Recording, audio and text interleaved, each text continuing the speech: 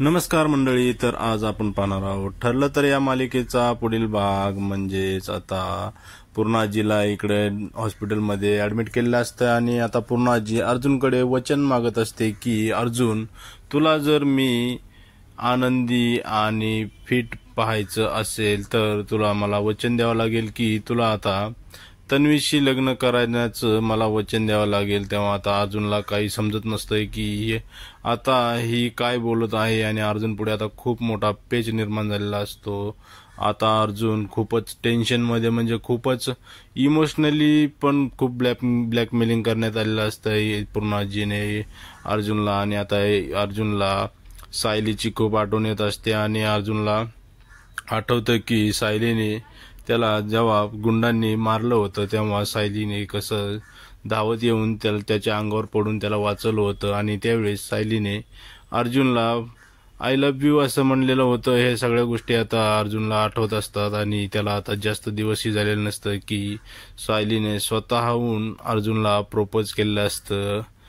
ती तर त्याची हक्काची बायकोच असते, परंतु त्यांच्यामधले जो मध्ये दुरावा आलेला होता त्यामुळे आता आणि अर्जुनला सायलीच्या प्रेमाची किंमत सुद्धा कळलेली असते. परंतु आता अर्जुन पुढे दुसरा कुठलाही मार्ग नसतो, कारण आता त्याला पूर्णाजीला हे वचन द्यायलाच लागणार असतं. परंतु इकडे सायली दरवाजात उभा राहून हा सगळा ड्रामा पाहत असते आणि तिलाही तिच्याही मनाची खूप चलबिचल चाललेली असते. परंतु तिला आता पुढे काय होत आहे आणि हेच पाहायचं असतं. तिथे आता कल्पना अर्जुनला म्हणते की अरे तुला थोडी तरी दया माया काय येते का नाही पूर्णाजीची, की तुला त्यांना वचन द्यायला काय होत आहे. तेव्हा अर्जुन काय कुणाशीही काही बोलत नसतो आणि आता सगळे त्याच्यावरती तुटून पडलेले असतात. आता अस्मिताही सुद्धा अर्जुनवरती ओरडते, अरे दे म्हणते ना तुला वचन, काय होते तुला वचन द्यायला. तेव्हा आता अर्जुन तरीही काही वचन द्यायला तयार नसतो, म्हणजे तो एकदम स्तब्ध झालेला असतो. त्याला काही सुचतच नसतं की आता आपण पुढे आपल्याला काय करायचं आहे आणि तो एकदम शांत तिथे बसलेला असतो आणि तो आता रडत असतो. आता पूर्णाजी सुद्धा म्हणते की तुला माझी थोडी सुद्धा काळजी नाही अर्जुन, त्यामुळेच तर तुम्हाला वचन देत नाहीस. आणि आता पूर्णाजीने परत एकदा अर्जुन पुढे हात पुढे केलेला असतो, परंतु अर्जुन तिच्या हातात हात द्यायला काही तयार नसतो. आणि आता सायली सुद्धा हे सगळे दरवाजातून पाहत असते. परंतु आता प्रिया जी असते ना, ती प्रिया म्हणते की हो ना, हो कल्पना त्यांनी जर पूर्णाजीला वचन दिले तर ती आता एकदम ठणठणीत होऊ शकते असं बोलून ती आता अर्जुनच्या बाजूला येऊन उभा राहते. आणि आता इकडे पूर्णाजीला खूपच जास्त आता परत पूर्णाजीचा बीपी वाढलेला असतो आणि आता तिला परत एकदा त्रास व्हायला सुरुवात झालेली असते. आणि आता पूर्णाजीला खूपच त्रास व्हायला लागलेला असतो आणि आता इकडे सगळ्यांचा एकच गोंधळ उडालेला असतो. आणि तन्वी तर आता मोठमोठ्याने ओरडून, पूर्णाजी काही होत नाही ना तुला काही होणार नाही पूर्णाजी, तू आता म्हणजे असं तिला ओढून ती बोलत असते. आता तिकडे अश्विन सुद्धा असतो आणि अश्विन सुद्धा पूर्णाजीला म्हणतो की पूर्णाजी तू मोठ्याने श्वास घे, तुला काही होणार नाही, मी इथंच आहे. आणि आता सगळी एकदम क्रिटिकल कंडिशन आता पूर्णाजीची झालेली असते परत एकदा. तेव्हा आता पूर्णाजी परत अर्जुन पुढे हात पसरवते आणि म्हणते की तुला मी आता अर्जुन शेवटचं म्हणत आहे की तुला एकतर मला वचन द्यावं लागेल किंवा मी आता माझे प्राण सोडून देईल. आणि आता अर्जुनला खूपच मोठा इकडे म्हणजे अर्जुन पुढे पेच निर्माण झालेला आहे. आता चैतन्यही तिथे असतो आणि चैतन्यला सुद्धा कळत नसतं की आता पुढे अर्जुन काय करेल आता. आणि तेवढ्या तिकडे प्रतापराव सुद्धा अर्जुनवरती मोठ्याने ओरडतात की अर्जुन तू तिला दे म्हणतो ना, जर पूर्णाजीला काय झालं तर आम्ही सगळे तुलाच जबाबदार ठरवू. आणि आता अस्मिता जी असते ती अर्जुनच्या पाठीमागे जाऊन उभा राहिली असते आणि अर्जुनच्या काही बोलण्यासाठी अर्जुनने हात थोडासा वरती केला. तेव्हा अस्मिताने सगळ्यांची नजर चुकवून अर्जुनचा हात धरून पूर्णाजीच्या हातावर ठेवला आणि आता तीच मोठ्याने परत ओरडली की दिलं अर्जुनने वचन दिलं. आणि आता सगळे लोक खुश झालेले आहेत आणि आता सगळ्यांना खूप आनंद झाला आहे. परत एकदा तरी पण कल्पना अर्जुनला विचारते की अर्जुन खरं सांग, दिलंस का तू वचन.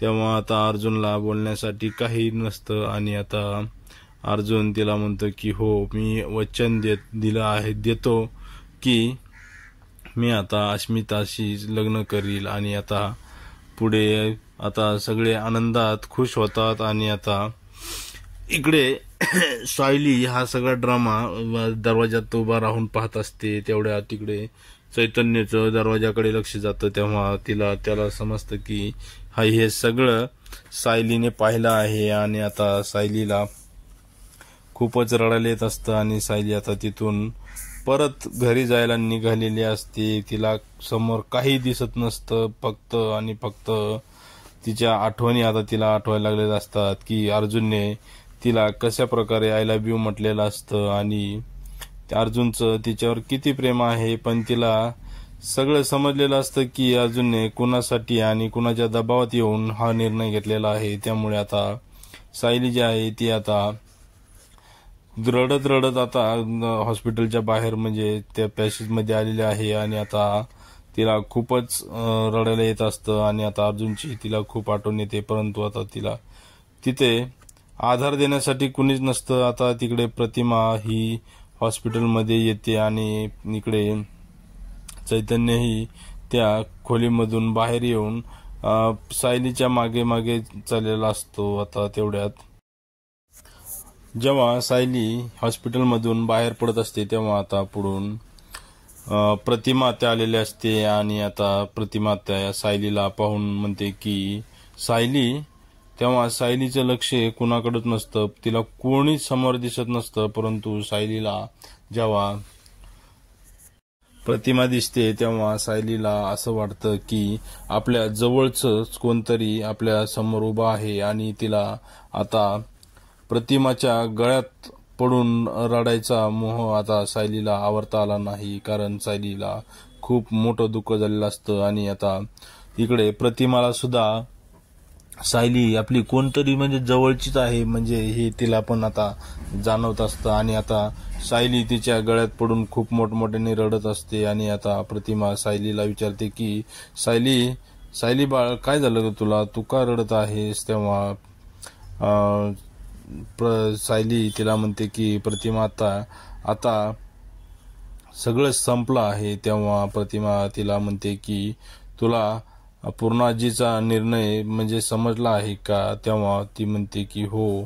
परंतु आता प्रतिमा सायलीला म्हणते की सायली बाळ पण याच्यामध्ये आता मी पण काही करू शकत नाही ग. तेव्हा सायली तिला म्हणते की हो प्रतिमा परंतु आता अर्जुन सर देखील त्यांच्या सुद्धा हातात आता काही राहिलेलं नाही. त्यामुळे आता प्रतिमाला काही समजत नसतं की सायली नेमकं काय म्हणजे कुठल्या याच्याबद्दल बोलत आहे. तर आता ती एवढी आता रडत असते आणि प्रतिमा सायलीला म्हणते की सायली बेटा मला तुझ्याबद्दल खूप वाईट वाटत आहे परंतु मी आता याच्यामध्ये काही करू शकत नाही. आणि असं बोलून आता सायली तिला म्हणते की हो प्रतिमा आता तुम्ही काही करू नका. आता मीच ह्याच्यातून कसं बाहेर पडायचं याच्यासाठी प्रयत्न करीन आणि आता मला याच्यासाठी सावरायलाच हवं असं बोलून ती आता तिथून निघायला घरी जायला निघालेली असते. आणि आता परत एकदा प्रतिमा सायलीला वळून म्हणते की सायली मला तुझ्याशी थोडं बोलायचं आहे. आणि परत सायलीकडे वळून प्रतिमा तिला म्हणते की सायली तू जे माझ्यासाठी काही केलं आहे त्याचे त्या उपकाराची परतफेड मी कधीच करू शकत नाही. पण एक आश्वासन तुला देते की जेव्हा कधी तुझ्यावरती अशी वेळ येईल तेव्हा वाईट वेळ येईल तेव्हा तू मला हक्काने बोलवू शकतेस किंवा मी तुझ्या पाठीशी हक्काने कधीही आणि कुठेही उभा राहीन. तेव्हा आता सायलीला पण खूपच हायसं वाटलेलं असतं आणि आता सायली परत एकदा प्रतिमाच्या गळ्यात पडून रडते आणि प्रतिमा आता सायलीच्या गालावरून हात फिरवत तिला म्हणते की बाळ तू काळजी घे आणि आता तू घरी जा. आता इकडे चैतन्य हा प्रतिमाला भेटतो आणि तिला सांगतो की प्रतिमाताई इकडनं उजव्या हाताला गेलात की तिकडे आयसीयू रूम आहे आणि तिथेच आता पूर्णाजीला ऍडमिट केलेलं आहे. तेव्हा तुम्ही आता तिकडे जाऊन तिला भेटा. आणि आता सायली हॉस्पिटलमधून बाहेर पडलेली असते, तर आता चैतन्य जो आहे तो सायलीच्या पाठीमागे जातो आणि आता प्रतिमा ही इकडे पूर्णाजीकडे येते असते. तेव्हा आता जेव्हा प्रतिमा ही पूर्णाजीला बघायला रूम मध्ये गेले असते हॉस्पिटलच्या, तेव्हा तिकडे आता अस्मिता असते आणि अस्मिताने प्रतिमाला पाहून अस्मिता मोठ्याने ओरडते की प्रतिमा तू कधी आलीस. आणि आता पूर्णाजीला म्हणते की पूर्णाजी बघ तुझी मुलगी आलेली आहे. आता प्रताप ही म्हणतो की हो, आता पूर्णाजी आता डबल स्पीडने आता बरी होईल. आणि पूर्णाजीला सुद्धा आता खूप आनंद होतो, कारण प्रतिमा तिथे आलेली असते आणि ती आता हसायला लागते. आता इकडे पूर्णाजीला ठीक पाहून प्रतिमा विचार करते की पूर्णाजी तर आता मला एकदम ठणठणी झालेली दिसते. तेव्हा मी आताच तिच्याशी इथे बोलून यांच्या अर्जुन आणि जे हिचं तन्वीचं जे लग्न ठरलेलं असतं त्यांच्या लग्नाबद्दल म्हणजे मी हिला बोलू का. तेव्हा तन्वीच्या मनात विचार येतो की आता ही इथे आली आहे म्हणजे ही काहीतरी आता खोडाच घालायला आलेली आहे. तेव्हा ती म्हणते की ही अर्ध्या मेंदूची बाई इकडे कशी काय आली हे तिला कळत नसतं आणि ती आता मनातली मनात तिला शिव्या घालायला सुरू करते. तेव्हा आता प्रतिमा म्हणते की पूर्णाजी कशी आहे तुमची तब्येत. तेव्हा पूर्णाजी म्हणते की मी आता खूप ठणठणीत झालेली आहे आणि आता मला बरं वाटत आहे. तेव्हा प्रतिमा पूर्णाईला म्हणते की पूर्णाई मला तुमच्याशी काही बोलायचं आहे. तेवढ्यात आता इकडे तन्वी जी असते तन्वी म्हणते की अगं मम्मा तुला काय बोलायचं आहे. त्याच्या आधी तुझ्यासाठी आमच्याकडे एक सरप्राईज आहे. आणि आता तिला सांगते की अर्जुनने माझ्याशी लग्न करण्याचा वचन हे पूर्णाजीला दिले आहे. आणि आता ते ऐकून प्रतिमाला खूपच राग आलेला असतो आणि ती रागानेच तिच्याकडे पाहत असते आणि ती म्हणते की हे खरं आहे का. तेव्हा आता घरातील सगळे सदस्य म्हणतात की हो, हे खरं आहे की अर्जुनने तन्वीशी लग्न करण्याचं वचन हे पूर्णाजीला दिलेलं आहे. आणि आता सगळे लोक खूप आनंदात असतात, परंतु हिला म्हणजे प्रतिमाला माहित असतं की इथे काहीतरी प्रॉब्लेम झालेला म्हणजे काहीतरी टेन्शन आहे की ज्यामुळे कुठल्या तरी दबावात येऊनच अर्जुनने तन्वीशी लग्न करण्याचा जो शब्द पूर्णाजीला दिलेला आहे तो कुठल्या तरी दबावातूनच दिलेला आहे असं प्रतिमाला जाणवत असतं. आणि ती परत एकदा अर्जुनला विचारते की अर्जुन हे खरं आहे का की तू पूर्णाजीला वचन दिलं आहेस. आणि आता अर्जुन पुढे येऊन तिला म्हणतो की हो एवढे शब्द तो बोलत असतो आणि आता त्याला काही सुचत नसतं. तेवढ्यात आता